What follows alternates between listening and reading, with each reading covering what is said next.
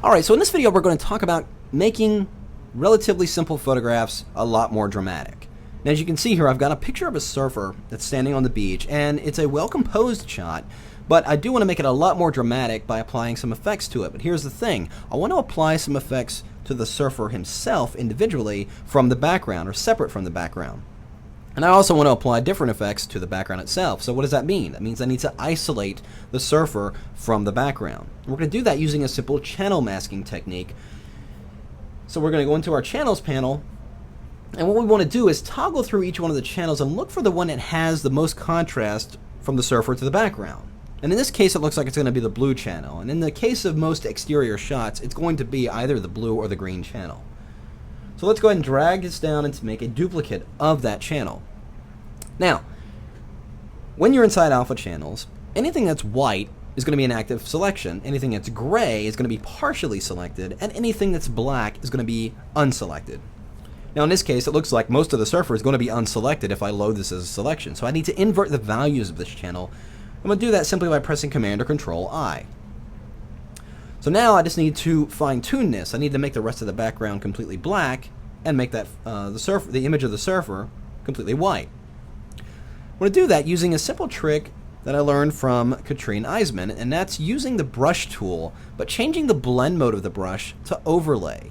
And what that does, if I go in here and I'm set black as my foreground color, and we'll choose the brush tool, what happens is if I click once and start painting black, it's only going to affect anything that matches that where I initially clicked. So if I go over here into the board, or into the surfer here a little bit, I'm painting into his shorts here, but it's not affecting it because it's only affecting where I initially clicked, or it's only going to look for that same tone where I initially clicked, making it a lot easier to stay close to those edge lines.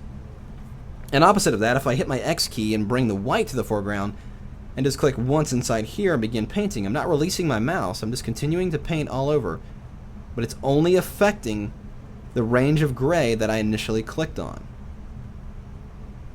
So just go all the way around, do that to the entire figure, and we'll end up with our mask. Now, this one I've gone ahead and finished and created for the sake of time.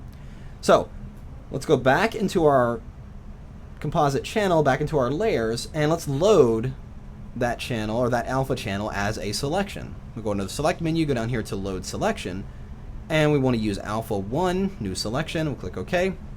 So there's that active selection. So let's copy this selected area to its own layer. I'm going to press Command or Control J. There you can see in the layers that it is now isolated the surfer. So now we can apply effects to each of these items individually.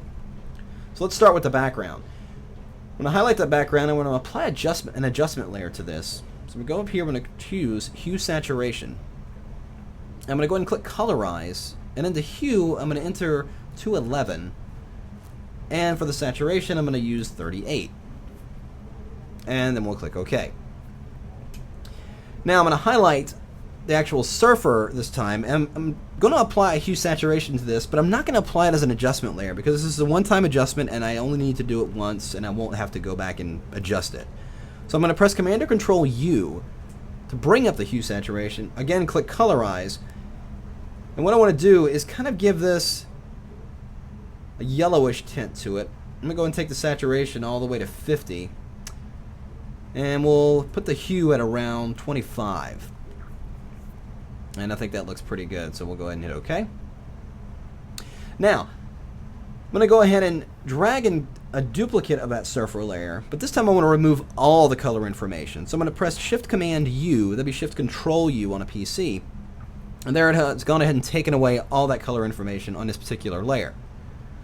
But now I'm going to go into the Filter menu and go to Artistic. I'm going to go down here to Plastic Wrap.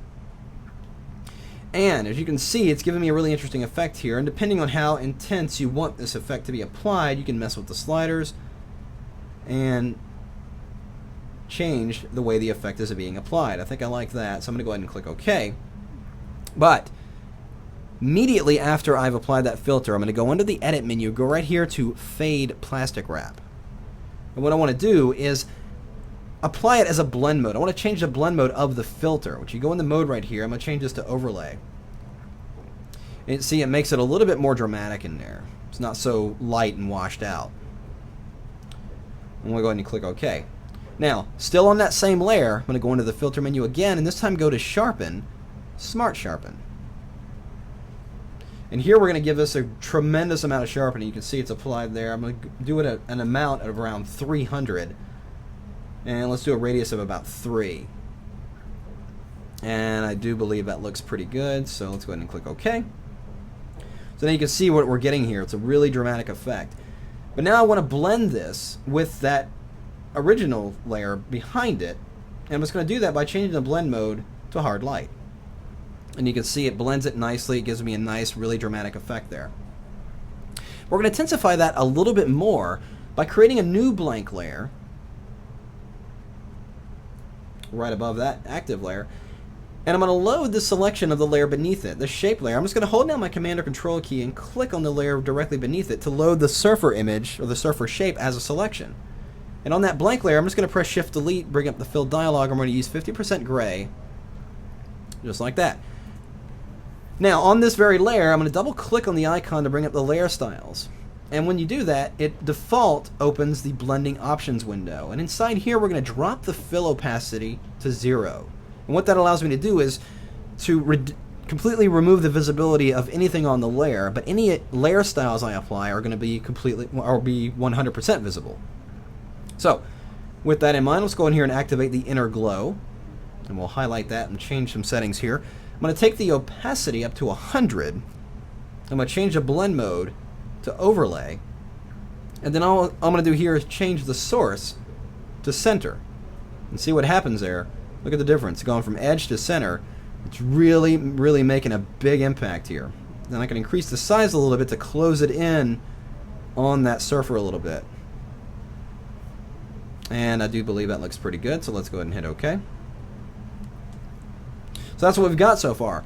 All I really need to do now is make the edges a little bit darker, just to give it a little bit more drama to it. So I'm going to do that in between these two layers here. You can really apply it anywhere, but I seem to think that it works between these two. So highlighting this layer here, I'm going to create a new blank layer above that.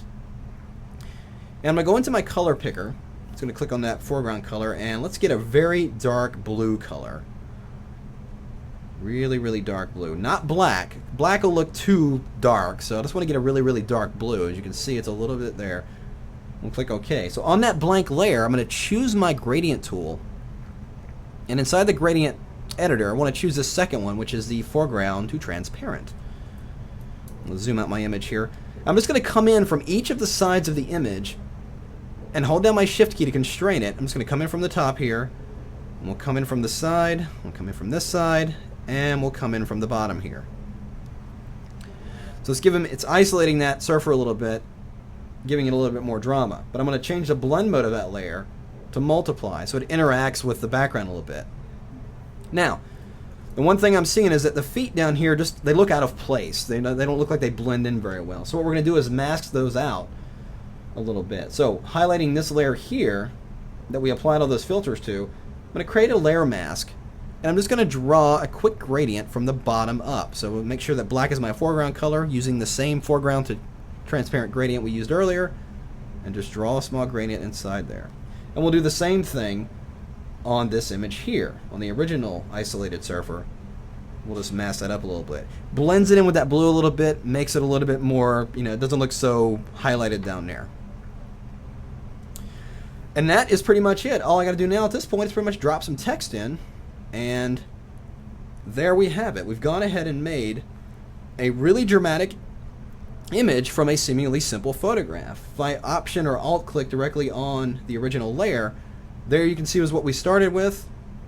If I Option click back on it, right on the eyeball, there's the after.